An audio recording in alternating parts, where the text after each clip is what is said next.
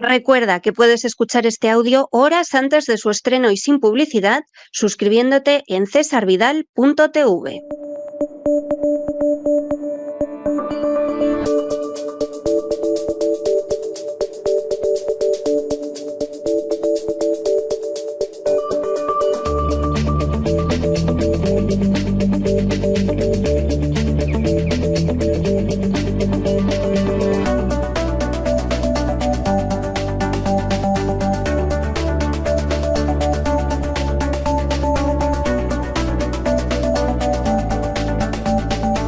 Despegamos con Lorenzo Ramírez.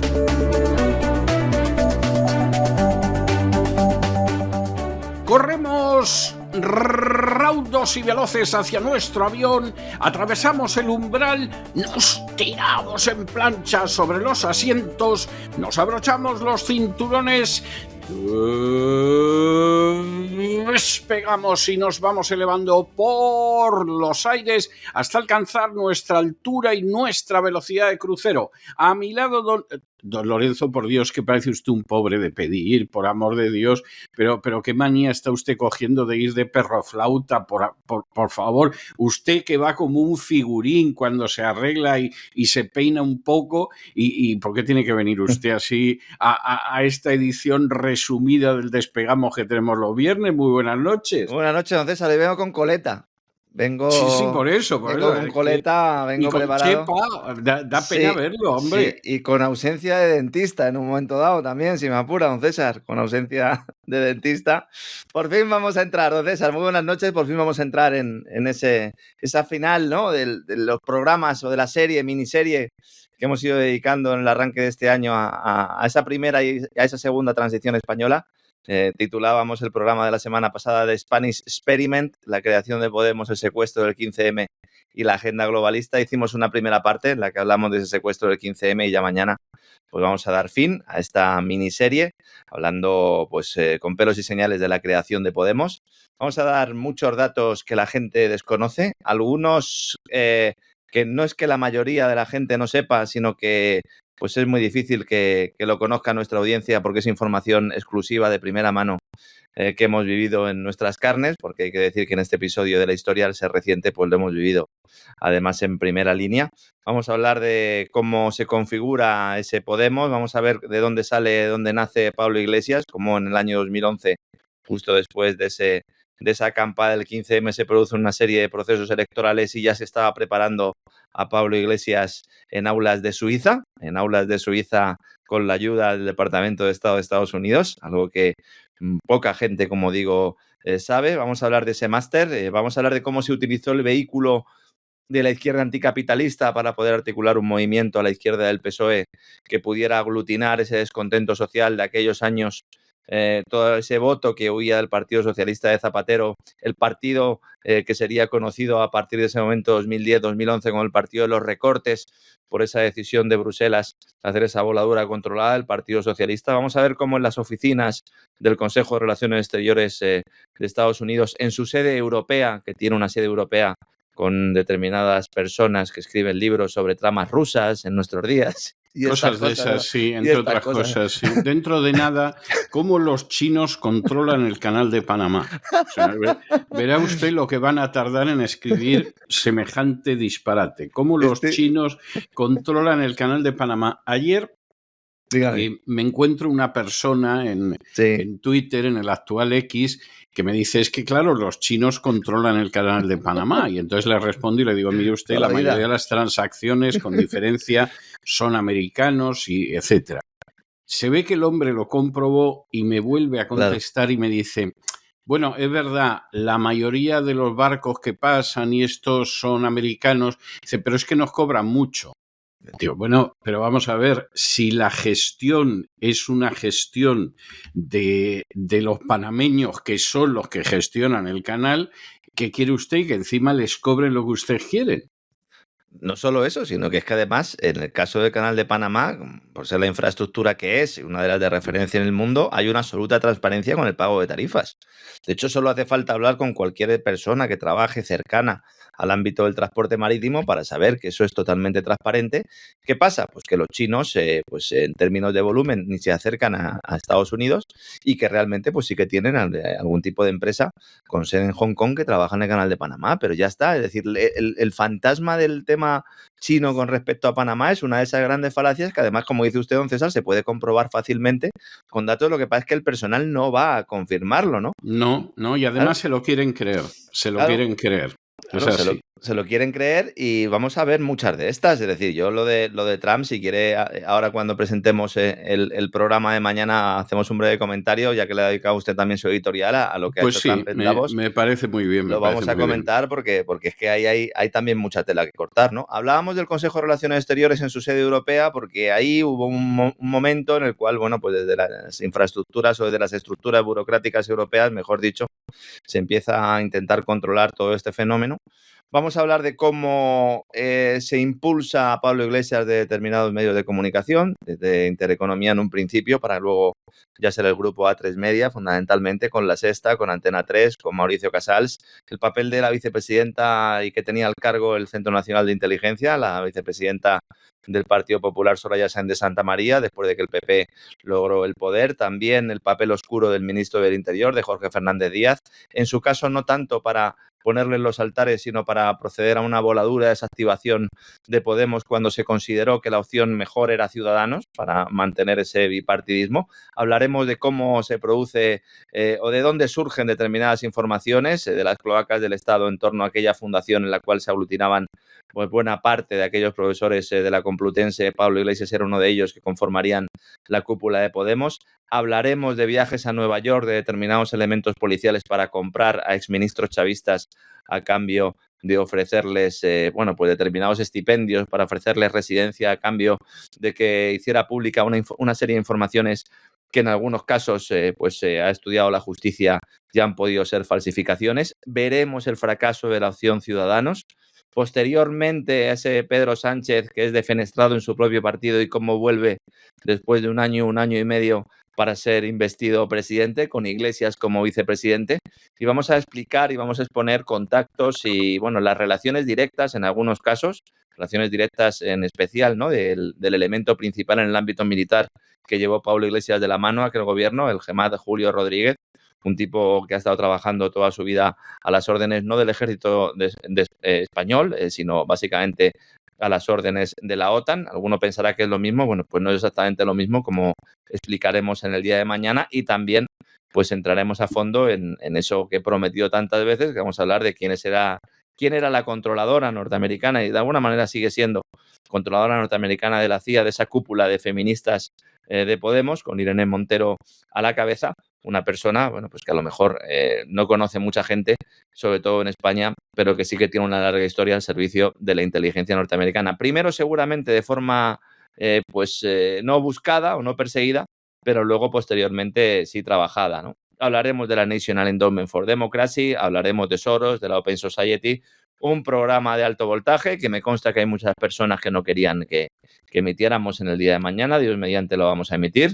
Hemos sufrido ciertas presiones, tensiones, como se quiera llamar a este respecto, porque evidentemente hay cosas que no interesa que se digan, sobre todo ahora que todavía se abre la puerta, hoy hay una puerta abierta, al menos en Podemos piensan que es así, sino para una vuelta de Pablo Iglesias para un proceso similar en estos momentos de turbulencias absolutas en la política española, aunque el killer Sánchez, como hemos explicado tantas veces, pues es difícil que permita, ¿no?, que, bueno, pues perder esas esferas de poder que en estos momentos está controlando, ¿no?, como hemos ido analizando también a lo largo de los despegamos de esta semana, ¿no?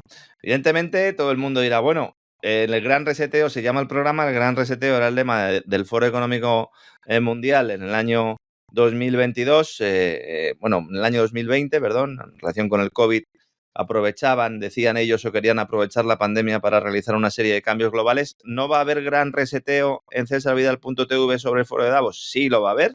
Será también, Dios mediante, la semana que viene. Vamos a analizar todos los mensajes que se han ido planteando. Y como decíamos antes, bueno, yo creo que la estrella absoluta, sin ninguna duda, ha sido Donald Trump. Yo creo que ha sido la estrella absoluta. Sí, ha eclipsado a Pedro Sánchez. Digo esto sin ningún tipo de ironía, ¿eh? Pedro Sánchez efectivamente ha tenido una repercusión internacional enorme con su discurso, que se podía haber titulado Sibuana, y realmente ha pasado así, pero claro, ha llegado Donald Trump, y aunque haya llegado en carne plasmática y online, sí. Pues Donald Trump es quien es. Entonces, por un lado se ha permitido, pero vamos, orinarse encima de buena parte de la agenda globalista impulsada por el Foro de Davos, y luego decir lo que parecía evidente ya en su discurso de toma de posesión, y es que yo voy a imponer aquí una hegemonía americana, a mí lo único que me importa es Estados Unidos y el resto de los países que les frían un paraguas. Y bueno, pues en última instancia, pues si se da la circunstancia de que quieren salir adelante, que se traigan las empresas y las inversiones a los Estados Unidos. Sí, la verdad es que Trump ha hecho algo que casi nadie hace en este tipo de eventos, que es salirse de lo políticamente correcto y aprovechar la tribuna para lanzar un órdago, para hacer una enmienda a la totalidad para sacudir el tablero de ajedrez mundial. Entonces, esto sí que es algo novedoso en este tipo de eventos. Yo, dentro de los temas que ha mencionado usted y que también ha analizado en su editorial, hay varias cuestiones. Una económica, el tema que hace de la unión de la cuestión energética inflacionaria, esto sí es una novedad, yo esto no me lo esperaba. Hablábamos el otro día de Arabia Saudí en el Despegamos y yo no sabía que realmente pues Trump iba por esta línea, pero al final, de alguna manera, pues hemos acertado. Él intenta ligar el incremento de los precios no con la guerra de Ucrania, o sea, el fenómeno inflacionario, sino culpando a los productores de petróleo del cártel de la OPEP, dirigido por Arabia Saudí. Esto es una novedad. Porque claro, culpa de esta ola inflacionaria, evidentemente esto es un argumento falaz y seguramente él lo sabe, pero le permite echar balones fuera, apretar a la Reserva Federal de Jerome Powell, el que venga luego después, para ir bajando tipos de interés, y también elude la cuestión del proteccionismo como un elemento inflacionario. Un proteccionismo que, no olvidemos también, Biden aplicó en la última parte del mandato, ¿no? Bueno, y le permite estrujar más a Arabia Saudí, porque ya ha dicho, Arabia Saudí está dispuesta a invertir 600 billones, yo creo que tiene que llegar al trillón. Y te lo dice de una manera pero como si fuera la cosa más natural del mundo. Es que esto explica por qué Arabia Saudí en octubre decide prorrogar su entrada de pleno derecho en los BRICS. Claro. Esto lo explica, porque estas conversaciones se tendrían que haber producido previamente. Naturalmente. Aquí hay un tema que hay que tener muy claro con Trump. Es decir, él, antes de hacer este tipo de declaraciones, aunque nos parezca que se las saca de la manga, ya ha hablado con los líderes afectados. El problema es que a lo mejor alguno no tiene tragaderas para asumir públicamente el papel que se le está otorgando. Bueno, y es que además, vamos a ver, diga lo que diga Milei, esto no es liberalismo. No, es todo lo contrario. Es todo lo contrario. Es un proteccionismo clarísimo, bueno, o incluso un hiperproteccionismo, y luego una toma de medidas que, hombre, no voy a decir que son socialistas porque no pretenden pasar los medios de producción al pueblo ni cosa parecida, pero bueno, por lo menos son keynesianas, es decir, intervencionistas. Totalmente, o sea, la economía la decide el poder, y si alguien lo niega, no hay nada más que ver como el propio Donald Trump dice, he firmado una orden ejecutiva para esto, he firmado otra orden ejecutiva para lo otro. Al lado de grandes empresarios que están ahí, que además no se ocultan y que son, en muchos casos, los puntales de sus sectores, que eso también hay que decirlo, pero ya es la unión completa de la plutocracia de la que hemos hablado en muchas ocasiones. Totalmente, o sea, esto no es liberalismo ni por aproximación, y en fin, Milei puede insistir en que eso es lo que él hace, es exactamente todo lo contrario de lo que él hace. Bueno, es que el mensaje que da él es, miren, si quieren evitar las sanciones y los aranceles, no solo tienen que comprar los productos norteamericanos, sino que tienen que traer sus empresas a Estados Unidos. Exactamente. Y además, como es un palo y una zanahoria, ¿La zanahoria cuál es? No se preocupen que aquí tienen energía barata, porque no solo voy a aumentar la producción de hidrocarburos, sino que voy a obligar al resto de productores a que la aumenten para rebajar los precios y además van a tener exenciones fiscales. Exactamente, y además voy a bajar los impuestos y aquí van a pagar menos impuestos que en ningún sitio. En otras palabras, desgraciado que estás en España sufriendo las de Caín con los impuestos que pagas, con la inseguridad jurídica y con todo lo demás. Tráete tu empresa a Estados Unidos, que en España estás haciendo el canelo. O te pego un guantazo. Tráete tu empresa a Estados Unidos o te pego un guantazo. Eso sí, que no te la traes a Estados Unidos y sigues dejando que te roben los buscabonus de la agencia tributaria. Pues intenta vender algo aquí en Estados Unidos, bonito, que te vas a enterar de lo que es pagar arancel. Y Milei, el libertario, aplaudiendo con las orejas. Sí, Milei, el libertario, bien. Porque que ha dicho que se sale del Mercosur si hace falta para pactar con Trump. Bueno, porque Milei en última instancia tiene que colocarse debajo de la sombra de algún árbol porque la buena sombra te cobija, claro, es evidente. Porque hace mucho frío fuera, ¿no? Como me decían a mí en una empresa, ¿no? Obedece que hace mucho frío fuera, ¿no? Y le dije, bueno, pues me pondré un abrigo, ¿no? Esa era una frase de Mario Conde, ¿eh? También, ¿no? Que en la época de gloria, en los años de gloria, en una entrevista en televisión que fue bastante interesante, y entonces le preguntaron cómo se estaba en las alturas y tal.